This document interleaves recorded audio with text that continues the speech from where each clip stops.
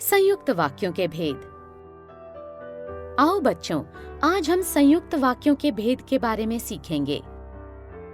संयुक्त वाक्यों के भेद इस आधार पर किए जाते हैं कि उनके उपवाक्य परस्पर किन संबंधों के आधार पर जुड़े हैं। सामान्यतः ये संबंध 4 प्रकार के होते हैं: संयोजक संबंध, विभाजक संबंध, विरोधवाची संबंध तथा परिणामवाची संबंध। इन्हीं के आधार पर 4 प्रकार के संयुक्त वाक्य हो जाते हैं। 1. संयोजक संयुक्त वाक्य। जिन संयुक्त वाक्यों में उपवाक्य 2 कार्य व्यापारों या स्थितियों को जोड़ने का कार्य करते हैं। जैसे, आओ बच्चों, इसको कुछ उदाहरणों के द्वारा समझते हैं। क. मैं दिल्ली गया था और मेरी पत्नी आगरा। यहाँ पर और मैं दिल्ली गया था तथा मेरी पत्नी आगरा 2 उपवाक्यों को जोड़ रहा है।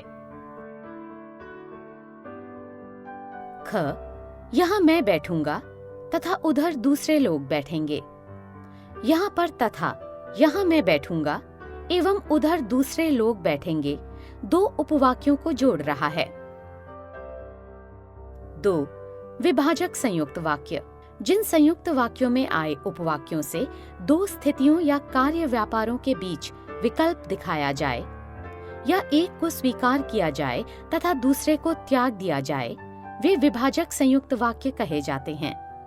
इनमें या अथवा, या, न, की आदि समुच्चय बोधक अव्ययों का प्रयोग मिलता है। जैसे, आओ बच्चों, इसको कुछ उदाहरणों के द्वारा समझते हैं। क. आप पहुंच जाएंगे या मैं आपको फोन करूं। यहाँ पर या के द्वारा 2 उपवाक्यों को जोड़ा गया है, अर्थात या को एक विकल्प के रूप में प्रयोग किया गया है।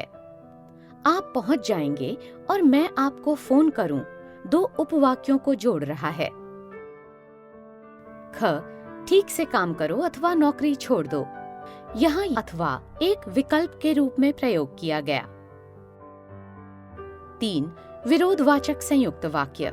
जब उपवाक्यों के बीच विरोध या विरोधाभास का बोध हो तो ऐसे संयुक्त वाक्य विरोधवाची संयुक्त वाक्य कहलाते हैं। ये प्रायः मगर, पर, लेकिन, बल्कि आदि अव्ययों से जुड़े रहते हैं। उदाहरण के लिए, क. वह खेलने में तो अच्छा है मगर पढ़ाई लिखाई नहीं करता। यहाँ पर मगर 2 वाक्यों में विरोधाभास का संकेत दे रहा है। ख. मैंने उसे बहुत समझाया पर वह नहीं मानी।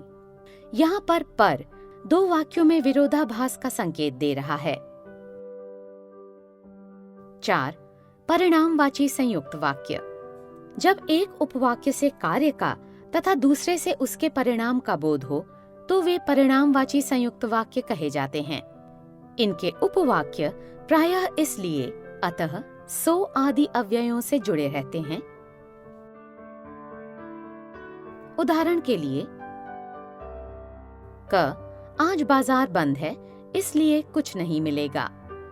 इस वाक्य में दूसरा उपवाक्य कुछ नहीं मिलेगा परिणाम का बोध करा रहा है तथा पहला उपवाक्य आज बाजार बंद है कार्य होने का।